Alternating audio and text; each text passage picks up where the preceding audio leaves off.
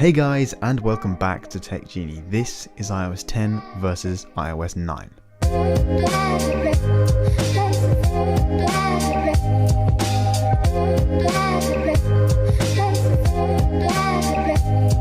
So guys, before we get into this video, I really just want to say thank you so much to each and every one of you for the support recently on all of our videos. Now let's see if we can get this video to 15 or 20 likes.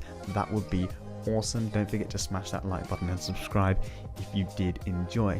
Now if also you want to see a 500 subscriber special Q&A, don't forget to leave any questions down below. It can be about any topic you want. Also, if you want to see the newest updates on when we're releasing our videos, because we are now releasing them a lot more often, don't forget to go and follow us on Twitter. We do update there often, and if you go and follow us over there, you'll be able to see all the stuff we are doing. And also don't forget to follow us on Snapchat as well. I'll leave both of the links in the description right at the top, so you can just go and follow us straight over there. But let's get into this video, guys.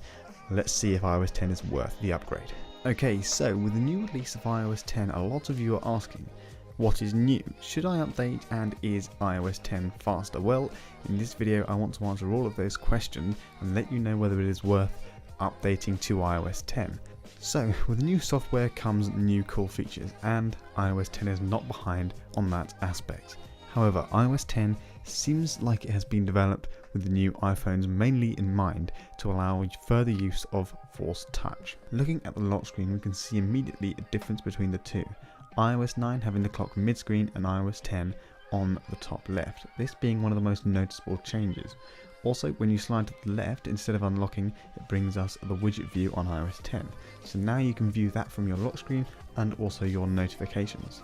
Looking at notifications, there has been a major and well-needed UI overhaul. With the iOS 10 update, we now get a nice opaque white bubble notification, still with the options to view and reply directly from the lock screen, replacing the old clean look of the old iOS 9.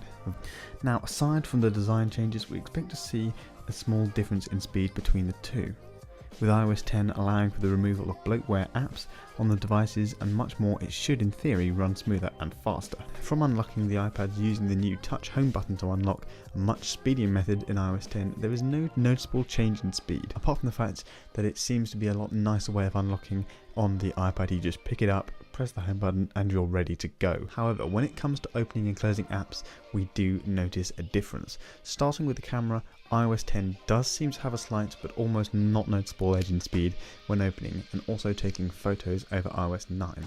Noticeably, when opening the new Apple Music app, iOS 10 loads it faster than iOS 9.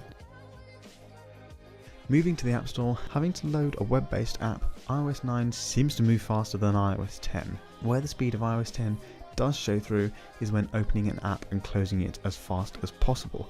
With iOS 9 having to wait for the app to open before you can close it, iOS 10 lets you go back to the home screen almost immediately when you press the home button. Finally, we did a boot up test.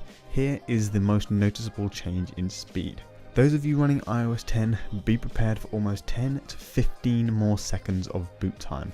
iOS 9 completely blows iOS 10 out of the water on boot speeds. However, the user experience once booted is faster in iOS 10 with much faster, smoother transitions.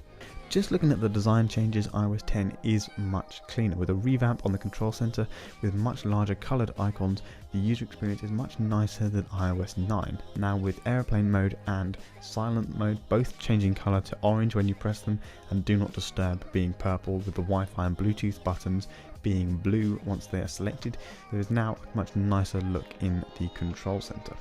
Now with the ability to slide between two control centers in iOS 10, the control center is now a lot less cluttered.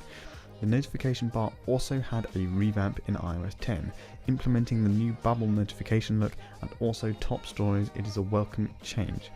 Now easier to view the top news stories right from your notifications and also from your lock screen. Last but not least, the lock screen has changed slightly when listening to music, with larger pause play buttons and volume slider at the top. It is a lot nicer to use. So that's basically it, guys. That is our quick short comparison between iOS 9 and iOS 10. Now with the new updates in the control center, it is actually very welcome. It does look a lot nicer. Everything is kind of themed around this new kind of bubble look, floating bubbles, and it does look quite nice. I'm sure after a while we'll get used to it. And it seems to be a little bit faster when opening and closing apps, and I haven't noticed it slowing anything down, which I have noticed in the past, having updated software on other devices with Apple and without Apple on Samsung devices. I have noticed it does slow it down. So fortunately iOS 10 doesn't seem to be slowing it down. If anything, in certain cases it does seem to be speeding up. So I would suggest to those of you who are wondering, should you upgrade to iOS 10? Yes, I would if I were you. It is very welcome change. It implements a lot nicer user experience, and if you've got the new iPhone with Force Touch, you have those quick access Force Touch options on the notification bar. That's it guys, I hope you enjoyed this video. You guys have been smashing it. I just want to say thanks so much for 500 subscribers. We are now almost on 600 subscribers, and if you want to see a 500 subscriber special Q&A, don't forget to leave any comments down below like I said at the beginning of this video. But until then guys, I'll see you in the next video. Live long and prosper.